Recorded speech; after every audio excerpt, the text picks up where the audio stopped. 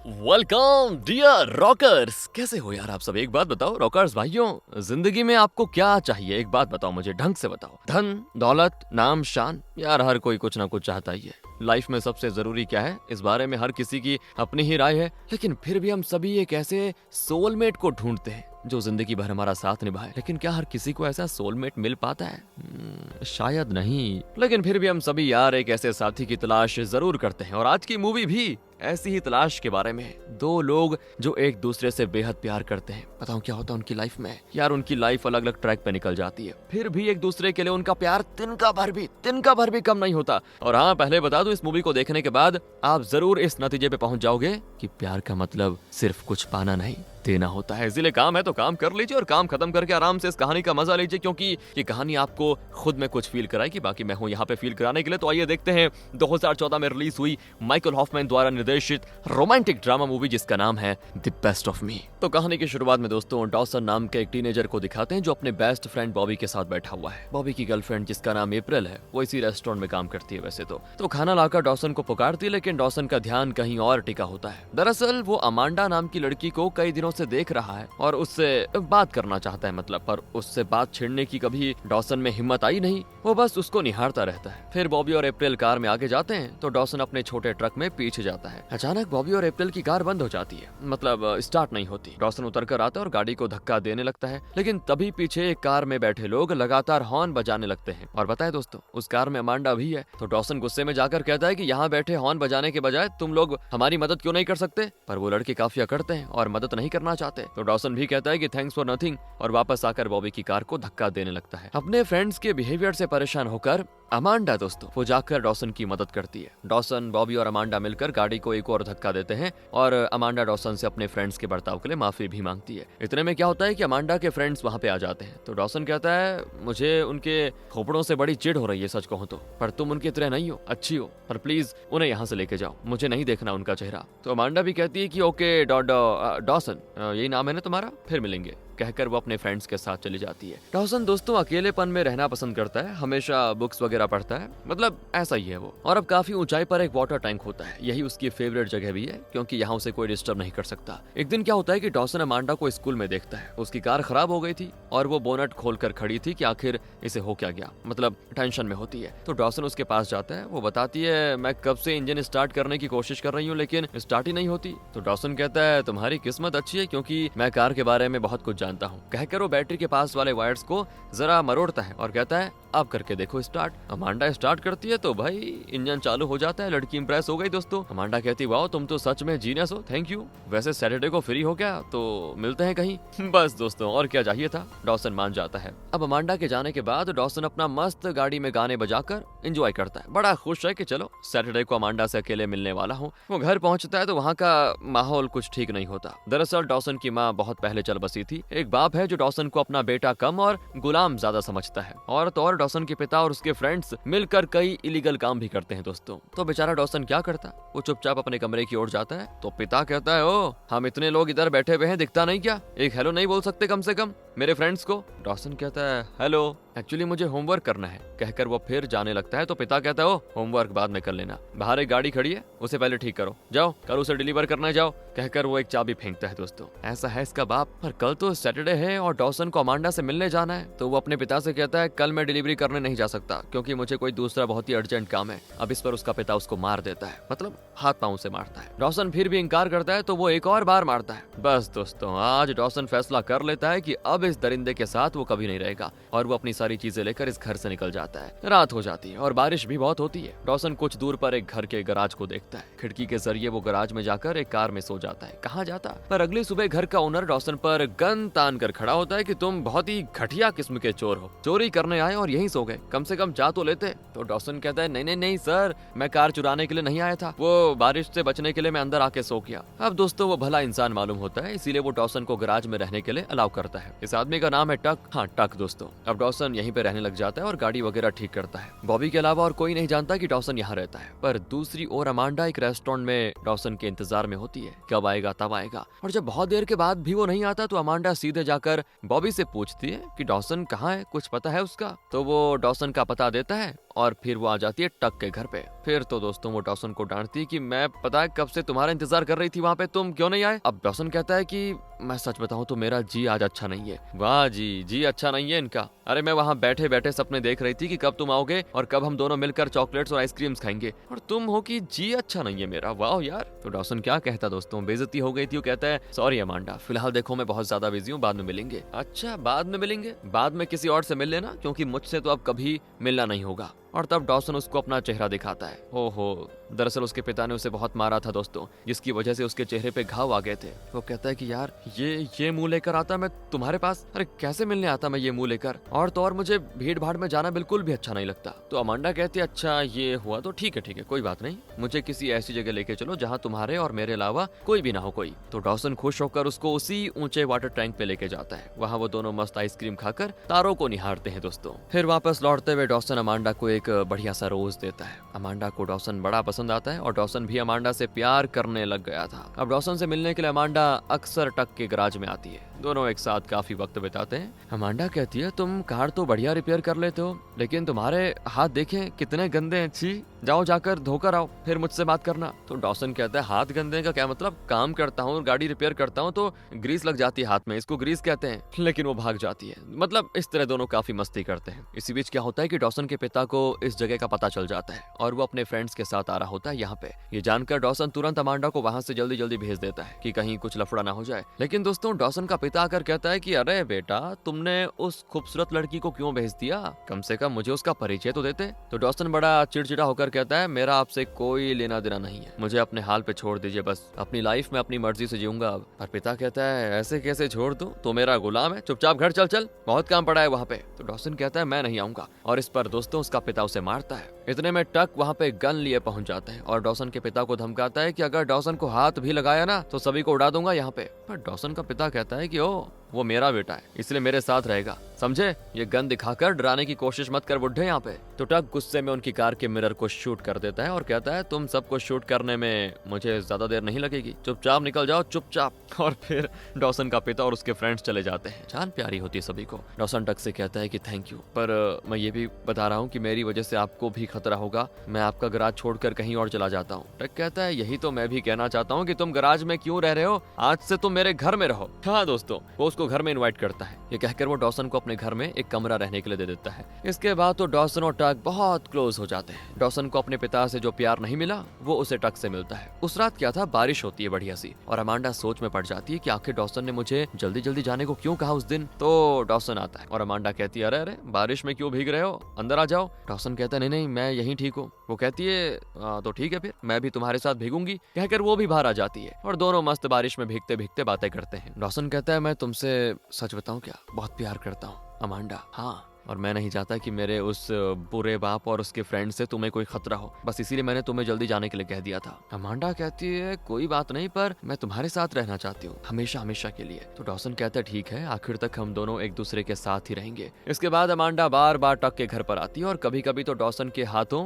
प्याज कटवाकर उसे टॉर्चर भी करती है। डॉसन को प्याज काटना बिल्कुल नहीं आता दोस्तों, एक प्याज को आधे घंटे से काटने की कोशिश कर रहा था बेचारा। खैर जैसे तैसे खाना बनाकर दोनों टक के साथ मिलकर खाते हैं मस्त होके। अब बेचारे टक का भी कोई परिवार नहीं है, फिलहाल वो डॉसन और अमांडा को ही अपना परिवार मानता है। फिर म्यूजिक प्ले करके अमांडा और डॉसन डांस करते हैं, लेकिन डांस के साथ डॉसन का दूर दूर तक कोई लेना देना नहीं होता और वो गलती से अमांडा के पैर पे अपना पैर रख लेता है। अमांडा फिर उसको डांस सिखाती है कि इस तरह नहीं इस तरह होता है। फिर दोनों मिलकर गार्डन साफ करते हैं, पानी में मस्त एंजॉय करते हैं। अब एक दिन की बात है, अमांडा डॉसन के शरीर पर लगे घावों को देखकर पूछती है कि ये सब कैसे लगा। तो डॉसन बताता है बचपन में उसके पिता उसे बहुत पीटता था, बस उसी के निशान है। फिर एक दिन अमांडा डॉसन को अपने पेरेंट्स से मिलवाने लेके जाती है, पर अमांडा का पिता डॉसन को अकेले में ले जाकर कहता है कि ओ मेरी बेटी को छोड़ दे, बदले में जितना रोकड़ा चाहिए मैं देने को तैयार हूँ। डॉसन कहता है कैसी बात कर रहे हैं ससुर जी, अमांडा से मैं इतना प्यार करता हूँ, आप नहीं जानते शायद कि प्यार क्या होता है और कोई भी हमारे प्यार के बीच में नहीं आ सकता, कहकर वो गुस्से में चला जाता है। ये जानकर अमांडा बड़ी दुख होती है कि पापा खिलाफ है इस चीज के।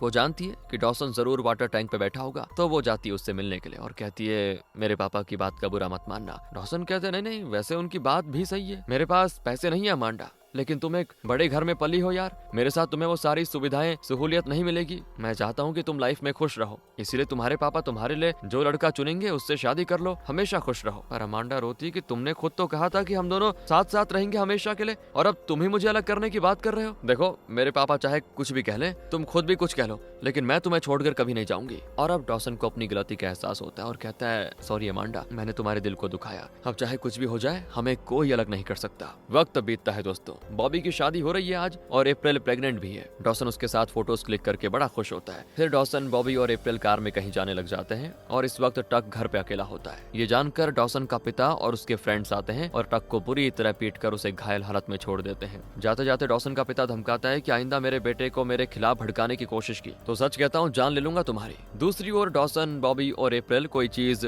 टक के घर में भूल गए थे, उसको लेने के लिए वो वापस आते हैं। यहाँ बेचारा टक बुरी तरह घायल पड़ा हुआ है। उसको देखकर डॉसन समझ जाता है कि जरूर मेरे पिता और उसके फ्रेंड्स ने ही टक का यह हाल किया होगा। वो मदद के लिए तुरंत 911 को कॉल करता है और फिर डॉसन गन लेकर अपने पिता के घर के लिए निकलता है दोस्तों गुस्से में। बॉबी उसे रोकता भी है लेकिन वो जिद पकड़ लेता है और आज की मैं उस आदमी की जान लेकर रहूंगा। अब डॉसन की सेफ्टी के लिए बॉबी उसके साथ जाता है। अप्रैल बॉबी को रोकने की बड़ी कोशिश करती है लेकिन बॉबी कहता है कि मैं जल्दी लौट आऊंगा, तुम यहीं पे रहो, एम्बुलेंस आ जाए तो टक को हॉस्पिटल पहुंचा देना। कहकर वो भी डॉसन के साथ डॉसन के पिता के घर पे जाता है और यहाँ डॉसन अपने पिता पे गन तान कर चिल्लाता है कि तुम्हारी प्रॉब्लम क्या है रे, अरे मुझे चैन से जीने नहीं दोगे क्या? तो उसका पिता कहता है कि तुम मेरे गुलाम हो, मेरा काम करने के लिए ही तुम पैदा हुए हो, ऐसे नहीं पैदा किया तुम्हें, और अगर तुम मेरी बात नहीं माने ना तो टक को तो क्या, तुम्हारी उस गर्लफ्रेंड को भी कर दूंगा कुछ। डॉसन को बड़ा गुस्सा आता है और बाप बेटे की यहाँ पे खतरनाक लड़ाई होती है। डॉसन का पिता डॉसन को शूट करने की कोशिश करता है दोस्तों, वो अपने पिता को रोकता भी है लेकिन फिर भी वो शूट करता है और गोली डॉसन के बजाय बॉबी को लग जाती है। बेचारा स्पॉट पे मर जाता है यार। डॉसन ये बर्दाश्त नहीं कर पाता दोस्तों, क्योंकि बेचारा बॉबी डॉसन की सेफ्टी के लिए उसके साथ आया था और अब उसकी जान चली गई। ऊपर से अप्रैल प्रेग्नेंट है। इसी गिल्ट फीलिंग के मारे डॉसन पुलिस में सरेंडर कर देता है और बाकी के दिन जेल में गुजारने का फैसला करता है। लेकिन टक उससे मिलने के लिए आता है और समझाता है कि अपने बाप के किए की सजा तुम क्यों खुद को देना चाहते हो, तुम्हारी अपनी एक लाइफ है,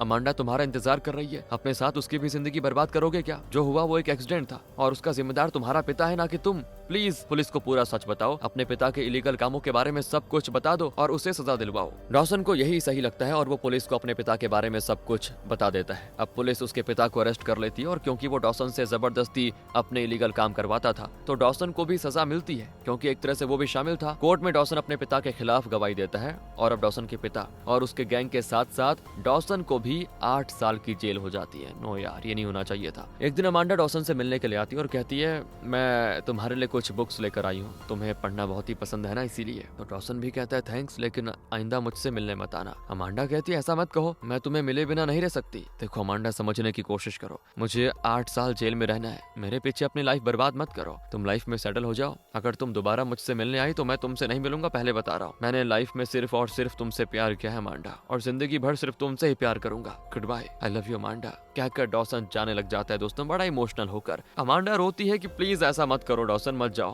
पर डॉसन उसकी बातों को अनसुना करके चला जाता है। अगले दिन अमांडा फिर उससे मिलने आती है लेकिन डॉसन उससे मिलने से इनकार कर देता है। अगले दिन फिर अमांडा आती है पर डॉसन नहीं मिलता दोस्तों, और अमांडा रोज आने लगती है। हफ्ते, महीने, साल बीत जाते हैं और अमांडा रोज रोज डॉसन से मिलने की उम्मीद लिए जेल जाती है। बेचारी टूट जाती है यार, और टक को बताती है कि वो मुझसे मिलना क्यों नहीं चाहता। उसके लिए 8 साल तो क्या, मैं 80 साल भी इंतजार करने को तैयार हूँ, वो मुझे समझता क्यों नहीं। और फिर वक्त के जाते दोस्तों अमांडा जैसे तैसे सच को स्वीकार कर लेती है और अब वो कभी डॉसन से मिल नहीं पाएगी, क्योंकि उसकी शादी फ्रैंक नाम के आदमी से होती है और उन्हें गिराल्ड नाम का एक बेटा होता है। अबे यार, ये क्या हो गया? 20 साल बीत जाते हैं और लगता है अमांडा अपना पास्ट भूल चुकी है। दूसरी ओर डॉसन समुद्र के बीच एक ऑयल वेल में काम करता है। अचानक वहाँ पे एक एक्सीडेंट होता है और आग लग जाती है। ब्लास्ट होने से पहले डॉसन कुछ लोगों को बचाता है और लगभग 100 फीट की ऊंचाई से नीचे पानी में गिरता है। उसे फिर हॉस्पिटल ले जाया जाता है। डॉसन लगातार 4 घंटे बिना लाइफ जैकेट के पानी में पड़ा रहा दोस्तों, और डॉक्टर बताते हैं कि उस हाइट से गिरकर जिंदा रहना अपने आप में मिरेकल है। तुम सच में लकी हो डॉसन। अब डॉसन धीरे धीरे ठीक होने लगता है। एक दिन उसको टक के लॉयर का कॉल आता है जो बताता है कि कल रात टक की मौत हो गई है और वो डॉसन के लिए कुछ चीजें छोड़ गया था। लॉयर कहता है आप प्लीज खुद आकर उन चीजों को ले लीजिए। लॉयर अमांडा को भी कॉल करके टक की मौत की खबर सुनाता है। सुनकर अमांडा को भी बड़ा दुख होता है दोस्तों, क्योंकि उसका भी उसके साथ अच्छा कनेक्शन हो गया था। डॉसन टक के घर जाता है और वहाँ खड़ी गाड़ी को ठीक करने लगता है। तभी वहाँ पे अमांडा आती है।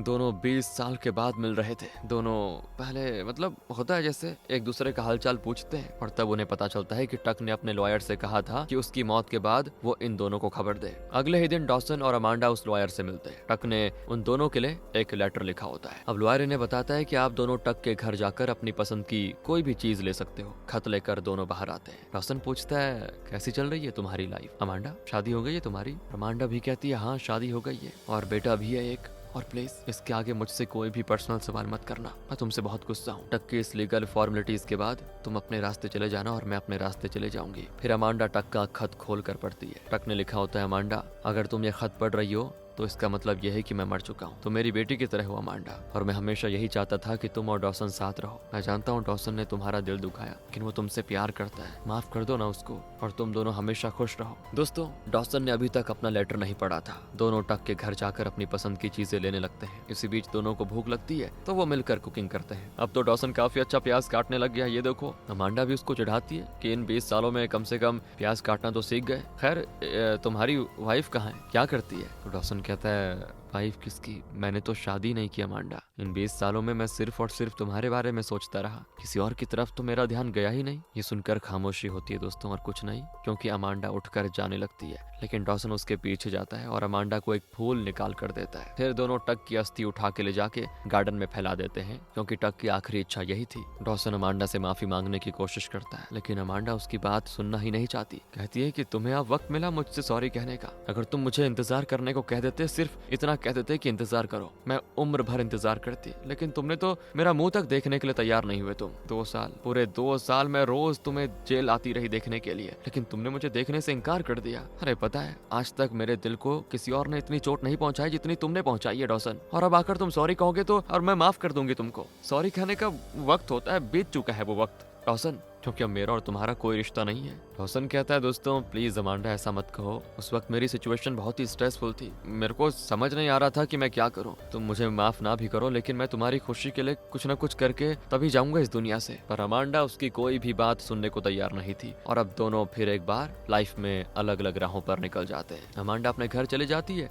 और डॉसन टक का गार्डन संवारने में लग जाता है। वहाँ कई फूल वगैरह उगाता है। फिर वो टक का लेटर पढ़ता है दोस्तों। उसमें टक ने लिखा होता है कि कैसे हो डॉसन, तुमने अमांडा का दिल दुखाया है और वो तुमसे गुस्सा है, लेकिन तुम्हारे लिए उसका प्यार जरा सा भी कम नहीं हुआ। जब से तुम जेल गए हो बहुत ही दुखी है वो। उसकी खुशी के लिए तुमसे जो बन पड़े वो जरूर करना और तुम भी खुश रहना। अब अगले सीन में डॉसन शहर छोड़कर जाने वाला होता है, लेकिन जाने से पहले वो अमांडा के लिए एक लेटर लिखकर टक के घर में छोड़ देता है। अगले सीन में अमांडा को एक कॉल आता है कि उसके बेटे गिराल्ड का एक्सीडेंट हो गया, बहुत ही सीरियस सिचुएशन में है। अमांडा तुरंत हॉस्पिटल जाती है तो पता चलता है बच्चे की कार एक पेड़ से टकराई और उसका हार्ट बुरी तरह डैमेज हो गया है, उसे ठीक नहीं किया जा सकता। उसकी जान बचाने के लिए एक हार्ट डोनर की जरूरत है। अब अमांडा की समझ नहीं आता कि क्या करूं, कैसे बचाऊं अपने बेटे को। पर उसी रात गिराल्ड को एक हार्ट डोनर मिल जाता है दोस्तों और तुरंत उसका ऑपरेशन करके उसे बचा लिया जाता है। बड़ी खुश होती है अमांडा और तब उसे खबर मिलती है कि डॉसन शहर छोड़कर जा रहा था जब डॉसन के पिता और उसके फ्रेंड्स ने उसको शूट करके उसकी जान ले ली। वो स्पॉट पे मर गया। अमांडा को मतलब ऐसा पैरों तले जमीन खिसक जाती है, ऐसा दुख होता है उसको। वो डॉसन से गुस्सा जरूर थी लेकिन उससे बहुत प्यार भी करती थी। फिर डॉसन का फ्यूनरल होता है दोस्तों, सभी शोक में होते हैं, लेकिन मरते दम तक वो बॉबी की वाइफ अप्रैल को हर महीने एक अच्छा खासा अमाउंट भेजता रहा, क्योंकि डॉसन को हमेशा गिल्ट था कि उसकी वजह से बॉबी मर गया। उसने हमेशा अप्रैल को सपोर्ट किया था और अब उसकी मौत हो चुकी है बेचारे की। अप्रैल भी बहुत रोती है। 1 साल बीत जाता है और अमांडा को उसके बेटे गिराल्ड का कॉल आता है। वो बताता है माँ, जिस भले इंसान ने मुझे हर्ट दिया उसका पता चल गया है। उनका नाम डॉसन था और उनकी उम्र लगभग 33 साल थी। एक एक्सीडेंट में उनकी मौत हुई और उन्हीं का हार्ट मुझे डोनेट किया गया था। क्या आप किसी डॉसन नाम के आदमी को जानती हैं? अमांडा के मुंह से शब्द नहीं निकलते दोस्तों। वो शॉक में होती है कि डॉसन ने वो कर दिखाया जो उसने प्रॉमिस किया था। उसने कहा था कि मैं तुम्हारी खुशी के लिए कुछ ना कुछ करके ही जाऊंगा, और देखो यार, अपना हार्ट अमांडा के बेटे को देकर उसने वो वादा पूरा किया। अमांडा तुरंत टक के घर पे जाती है और उस लेटर को देखती है जो डॉसन उसके लिए छोड़ गया था। डॉसन ने लिखा होता है कि मैं जानता हूँ मैंने तुम्हें बहुत ही हर्ट किया। तुम 2 साल से रोज मुझे देखने जेल आती रही, लेकिन मैं ही था जो तुमसे मिलना नहीं चाह रहा था। मैंने बहुत बड़ी गलती कर दी अमांडा, लेकिन मैं तुम्हें और इंतजार करवाना नहीं चाहता था। मैं चाहता था कि तुम्हारा अपना एक परिवार हो और तुम खुश रहो। अब तुम्हारा एक परिवार है ना, और मैं जानता हूँ कि तुम खुश भी हो, और उस खुशी में मैं अड़चन नहीं बनूंगा। मैं भगवान से प्रार्थना करूंगा कि लाइफ में मुझे कोई ना कोई ऐसा मौका मिले जिससे कि मैं तुम्हारे काम आ सकूं। उस मौके के लिए मैं अपनी जान तक देने को तैयार रहूंगा। मुझे बस तुमसे एक ही चीज चाहिए अमांडा, और वो है माफी। मुझे माफ कर दो। दोस्तों, ये पढ़कर अमांडा इतनी इमोशनल होती है ना, क्या बोलूं यार। वो गार्डन में टहलती है, वहाँ कई फूल होते हैं। 1 साल पहले डॉक्टर ने अमांडा के लिए ये गार्डन लगाया था। गार्डन को निहारते हुए दोस्तों, अमांडा एक बेंच पे बैठती है, और इसी के साथ द बेस्ट ऑफ मी नाम की मूवी यहाँ पे खत्म होती है। हर किसी की लाइफ में एक लव स्टोरी होती है ना, स्टोरी चाहे जैसी भी हो, लेकिन हर स्टोरी में सबसे इम्पोर्टेंट होता है लव। जो हमसे बहुत ज्यादा प्यार करते हैं उन्हें हम कुछ ना कुछ कहकर हर्ट कर ही देते हैं यार। इसीलिए दोस्तों, जो हमें दिल से चाहते हैं ना, उन्हें अपने से दूर कभी मत करना। शायद यही मैसेज है इस मूवी का। बाकी मिलते हैं आपसे अगली वीडियो में। ध्यान रखेगा अपना। एक्सप्लेनेशन अच्छा लगा हो तो लाइक करें, शेयर करें। Thanks for watching.